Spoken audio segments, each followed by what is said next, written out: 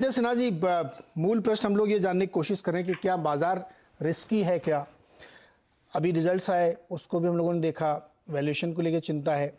और देखिए यूएस में हल्का सा कुछ होता है तो हमारे यहाँ तेज प्रॉफिट बुकिंग आ जाती है। तो बेसिक क्वेश्चन कि क्या मार्केट रिस्की है इस समय।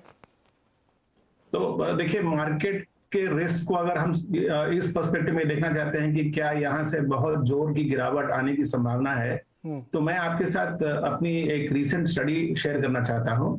हम लोगों ने वर्ष फाइनेंशियल ईयर 21 के प्रॉफिट्स को फाइनेंशियल ईयर 20 के प्रॉफिट से कंपेयर किया, तो हमने पाया कि अगर आप ओवरऑल प्रॉफिट्स को देखें तो उसमें और कोई भेदभाव न रखें, सीधे the profit after tax of FY20 versus profits after tax of FY21, तो हम लोग के लिए ये अचंभा वाली बात थी कि फाइनेंशियल ईयर 21 में जो एग्रीगेट प्रॉफिट्स हैं वो 70% से ऊपर गए हैं फाइनेंशियल ईयर 20 के कंपैरिजन में। तो फिर हम लोग उससे एक स्टेज आगे गए ये समझने के लिए कि ये प्रॉफिट्स की ग्रोथ आई कहां से। तो हमने पाया कि ज्यादातर जो प्रॉफिट की ग्रोथ आए हैं वो 3-4 सेक्टर या 3-4 सेगमेंट से आए हैं। एक बड़ा सेगमेंट जो है वो है कमोडिटी लिंक्ड, जैसे कि मेटल्स हुआ, क्रूड से रिलेटेड जो सेक्टर्स हुए उनसे आया। दूसरा आया आईटी और फार्मा के क्षेत्र से। तीसरा आया जो कि कोविड से इंसुलेटेड था, जैसे कि कंज्यूमर हाउसिंग, जो एफएमसीजी प्रोडक्ट्स होते हैं उसके आया। और चौथा सेगमेंट जो था वो था इंफ्रास्ट्रक्चर या कंस्ट्रक्शन रिलेटेड। तो अगर हम इन चारों सेगमेंट्स को आज के पर्सपेक्टिव में देखें तो उसमें सिर्फ एक सेगमेंट है जो कि हम कह सकते हैं कि शायद थोड़ा रिस्की है, इन द सेंस कि कमोडिटी के प्राइसेस अगर पिछले साल में इतने ऊपर गए हैं तो क्या इस साल उस बेस से और ऊपर जाएंगे, और अगर उस बेस से ऊपर नहीं जाते हैं तो क्या वो गिरेंगे।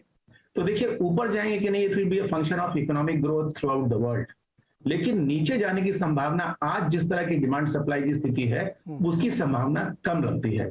तो मेरे ख्याल से उस पर्सपेक्टिव से फंडामेंटल तरह से अगर आप देखेंगे तो शायद उतना रिस्क नहीं है जितना कि हम मार्केट के इंडेक्स के मूवमेंट या इंडिविजुअल स्टॉक प्राइस के मूवमेंट को देख के घबरा रहे हैं। इसी कॉन्टेक्स्ट में एक पहलू और भी मैं आपके सामने रखना चाहता हूं कि हमने पूरे मार्केट कैपिटलाइजेशन को 3 भाग में बांट दिया जब भी हम प्रॉफिट की एनालिसिस कर रहे थे। 30,000 करोड़ से ज्यादा मार्केट कैप की कंपनीज, 10,000 से 30,000 करोड़ की मार्केट कैप की कंपनीज और 10,000 करोड़ से नीचे की मार्केट कैप की कंपनीज। यानी कि अगर आप मोटा मोटी तौर पे समझें तो लार्ज कैप, मिड कैप और स्मॉल कैप। एक और अचंभे वाली बात थी कि जो स्मॉल कैप सेगमेंट है, जो 10,000 करोड़ से नीचे मार्केट कैप की कंपनीज है, उनका जो प्रॉफिट ग्रोथ था, एग्रीगेट प्रॉफिट ग्रोथ, वो करीब करीब 125-130% के आसपास था। तो ये जो सेगमेंट जहां पर हमें सबसे ज्यादा डर है, जो स्मॉल कैप सेगमेंट में जो तेजी आई है उसमें जो हम लोग डर रहे हैं, तो अगर आप एग्रीगेट नंबर देखेंगे तो वो नंबर अच्छा है। लेकिन मैं इस बात से इनकार नहीं कर सकता कि पिछले 1 महीने में घोड़ा, हाथी, कबूतर, बंदर सब दौड़े हैं स्मॉल कैप सेगमेंट में, तो उनमें अब इस लेवल पे थोड़ा सा छटनी होने की संभावना है। अच्छी क्वालिटी की कंपनीज और एवरेज क्वालिटी की कंपनीज के बीच में भेदभाव जरूर होगा। तो वो एक मेरे ख्याल से रिस्क है। जो लिक्विडिटी का जो प्रेशर है, जो रिस्क को पैदा कर सकता है, वही हमारे ख्याल से आज हमारे मार्केट के ऊपर हावी है, क्योंकि लोगों को लग रहा है कि जिस तरह जो फेड की और बाकी लोग सेंट्रल बैंक्स की जो क्वांटिटेटिव ईजिंग की जो शैली थी या जो सिस्टम था, वो जब विड्रॉ होगा तो इजी मनी सिस्टम में नहीं रहेगा, उसके कारण एक रिस्क हो सकता है।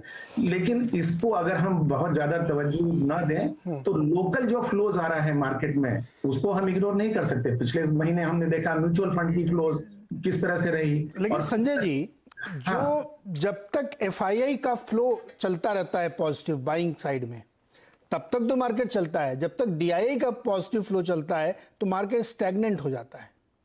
लेकिन हाँ, लेकिन आप देखेंगे तो पिछले 1 साल में ऐसे कई महीने रहे, खास करके जब हम वो सितंबर, अक्टूबर, अगस्त, सितंबर, अक्टूबर का जो पीरियड था, जबकि एफआईआई के फ्लोज नेगेटिव थे और बहुत स्ट्रांगली नेगेटिव थे। उस समय में डोमेस्टिक इंस्टीट्यूशन का पार्टिसिपेशन और रिटेल इन्वेस्टर का पार्टिसिपेशन ने बाजार को बहुत सहारा दिया।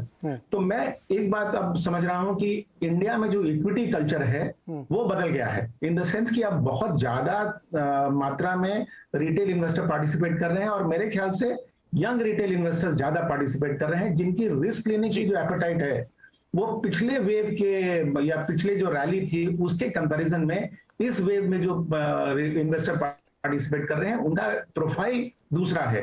तो मेरे ख्याल से जरूरी नहीं है कि एफआईआई बहुत बड़े तौर से बेचने को आए। ऑफ कोर्स एक सेगमेंट जरूर रहेगा जो कि